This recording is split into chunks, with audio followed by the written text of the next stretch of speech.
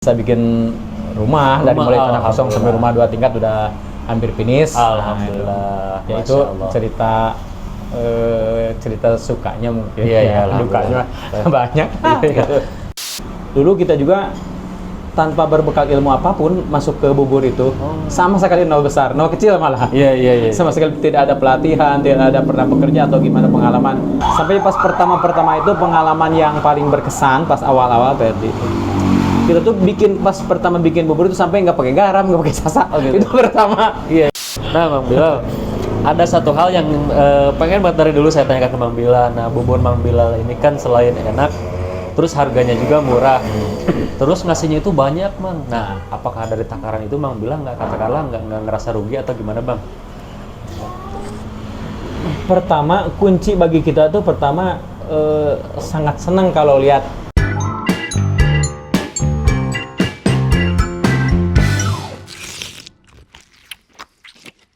Oke teman-teman, yuk kita jajan. Ini saya lagi makan bubur ya malam di Cisarua, masih di kawasan Cisarua.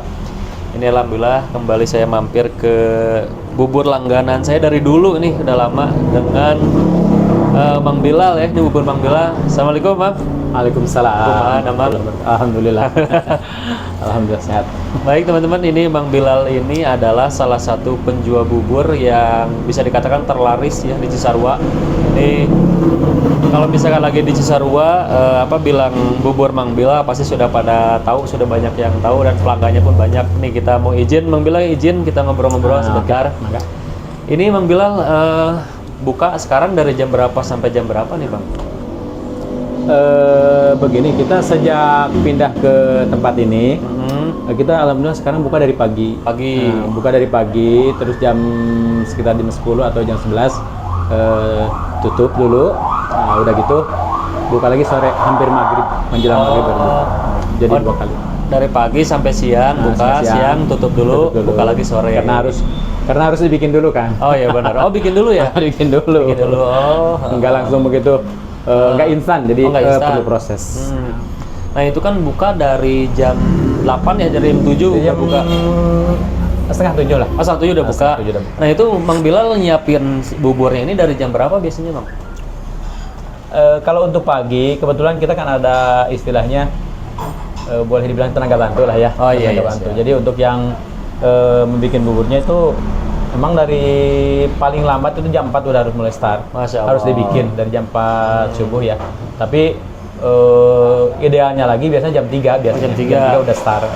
Udah nyala kompor yang untuk pagi itu ya. Iya. Jadi untuk kesiapan pagi jam 4 itu udah mulai di jam 3. Bahkan jam 3. Masya Allah. Itu perjuangan banget teman-teman. Jadi Bang Bilal itu tahrim istilahnya ya, udah berkotak dengan resep rahasianya. Tapi itu yang mengerjakan tenaga bantu. Tenaga bantu ya. Kita ke sana setelah subuh baru ke tempat. Nah kalau untuk yang pagi disiapkan itu siang habis biasanya. Seseringnya habis. Alhamdulillah. Berarti siang itu nanti langsung bikin adonan lagi atau bikin ini lagi, masakan lagi? Begini, kita kan di warung misalkan sampai jam 11. Itu di rumah udah ada istilahnya, anggaplah tenaga kerja ya. 1, 2 atau 2 orang sama 2 orang ada di rumah. Itu mereka udah dari pagi udah mulai. Dari jam setengah jam 9. Jam 9. Jadi 1 orang yang suka ke pasar langsung ke pasar kan pagi, nanti pulang sekitar jam 9 langsung nyala kompor trek langsung untuk semua. Persiapan untuk sore itu. Dari jam 9 pagi.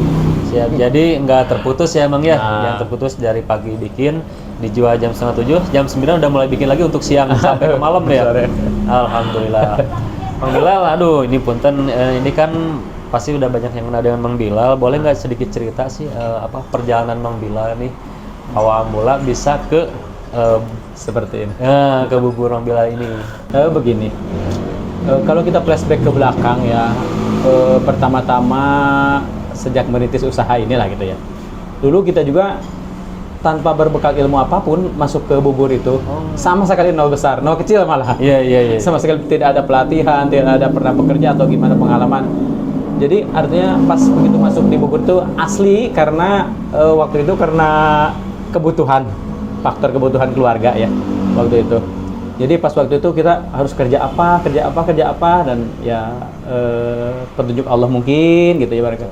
sampai kita diterjunkan ke bubur gitu. Padahal nggak ada seperti saya bilang tadi nggak ada basic sama sekali gitu. Hingga akhirnya ya terus dimulai sampai pas pertama itu pengalaman yang paling berkesan pas awal-awal tadi. Kita tuh pas pertama bikin bubur itu sampai nggak pakai garam, nggak pakai sasa. Oh, gitu. Itu pertama. Iya. Kebetulan.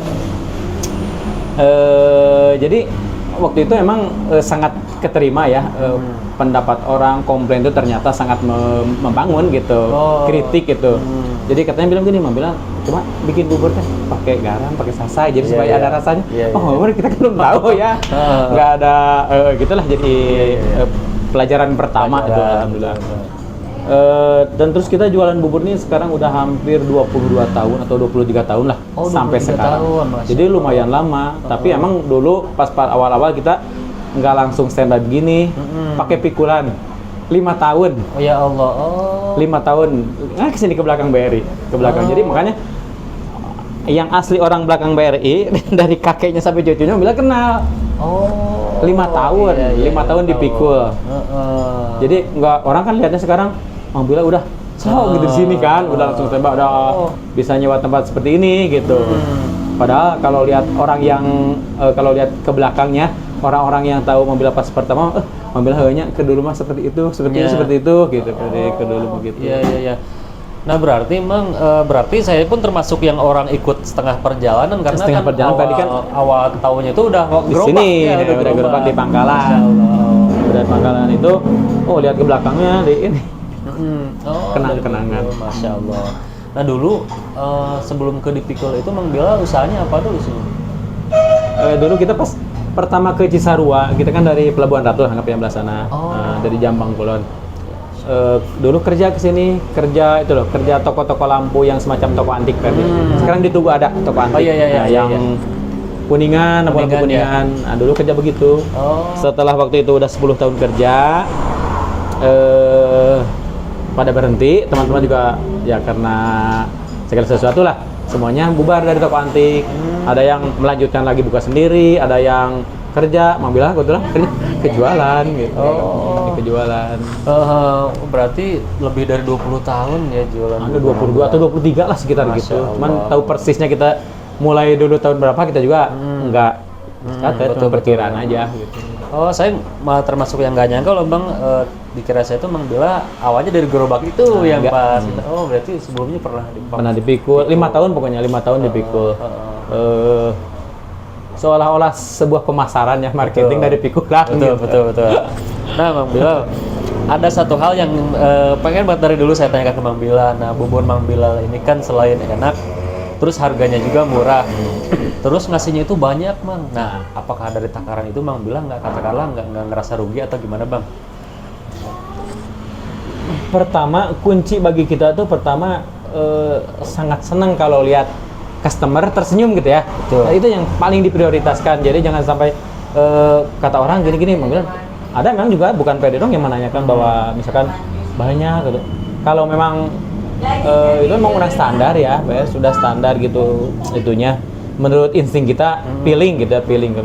Memang supaya sedang hasilnya supaya sedang, jadi tidak terlalu istilahnya enaknya makanan tuh kan pingin lagi tapi gak ada gitu. Betul. Pingin lagi tapi gak ada. Cuman kalau ngelihat dari harga segitu itu udah menurut saya sih murah, terus banyak gitu. Maksudnya ya alhamdulillah, selain itu juga rasanya juga enak Bang. Terus Bang boleh cerita suka dukanya untuk jualan bubur? Dibilang suka duka mungkinnya namanya pekerjaan, kita ada jenuh atau gimana gitu. Udah gitu kan, misalkan sukanya ya otomatis kita dapat untung lah ya, itu udah jelas dibilang sukanya gitu. Iya. Yang masa-masa dukanya mungkin kalau kita berangkat udah hujan atau gimana gitu. Ada sih saat-saat yang bikin kita perasaan sedih. Pas bukan berangkat udah hujan gede, berangkat hujan-hujanan, tapi ya itulah kehidupan seperti betul. Nah terus Mang Bila, dari hasil usaha yang sekarang ini yang bubur selama puluhan tahun ini, Mang Bila punten punya putra atau putri berapa? Dua ya? Putra satu, putri satu. Yang paling gede usia berapa? 23. Sudah berkeluarga? Belum Ya. Nah berarti dari hasil penjualan bubur ini Mang Bila bisa membesarkan putra-putri Mang Bila ya, untuk sekolah mungkin itu ya Mang Bila ya. Terus Mang Bila kalau boleh tahu nih, ini kalau boleh tahu ya, keuntungan Mang Bila nih per harinya. Pertama saya tanyakan berapa mangkok sih biasanya terjual kira-kira? Nah, Kalau boleh tahu. boleh cerita dari awal. Boleh, Nah, boleh. Begini, waktu awalan, namanya juga awal-awal ya. Kalau dulu tuh paling sehari-hari dari awal. Kadang kita dapat 15.000 pernah, 15.000 sehari. Tapi itu dulu ya. Waktu harga beras masih ada 1.200. 1.200 ya. Cuman itu kan jualan bubur kan waktu itu 500, kadang-kadang 300 dapet. Lagi 1.000. Waktu itu kan Mamila pertama jualan satu porsi kan 1.500. Oh, satu porsi itu. 1.500 seperti. Makanya dulu kan ada toko Columbia yang Iya, tahu. itu kan mereka tuh pelanggan kita semua. Itu cuma 1.500 di situ. Iya. Nah, makanya paling keuntungan ya alhamdulillah kadang 15.000, 20 bertahap lah. Bertahap ya. Bertahap. Dari dulu. Sampai sekarang ya nominalnya walaupun tidak dibenerin, cuman kita alhamdulillah udah bisa bikin rumah dari mulai tanah kosong sampai rumah 2 tingkat udah hampir finish. Alhamdulillah. Nah, itu cerita sukanya mungkin. Iya, dukanya banyak. Gitu. Bang bilang kalau misalkan anggaplah yang dari siang sampai malam, kalau misalkan habis Bang Bilal langsung istilahnya ngadonin lagi atau udah close biasanya? Gimana misal? Misalkan jatah yang dari siang ke malam itu sore itu udah habis nih, si bubur itu udah habis, Bang Bilal biasanya langsung ngadonin lagi atau udah aja tutup aja deh biasanya kalau seperti itu? Oh, kalau misalkan yang pagi nih tutup jam 10 nih. Tutup jam 10 udah habis, 10. misalkan.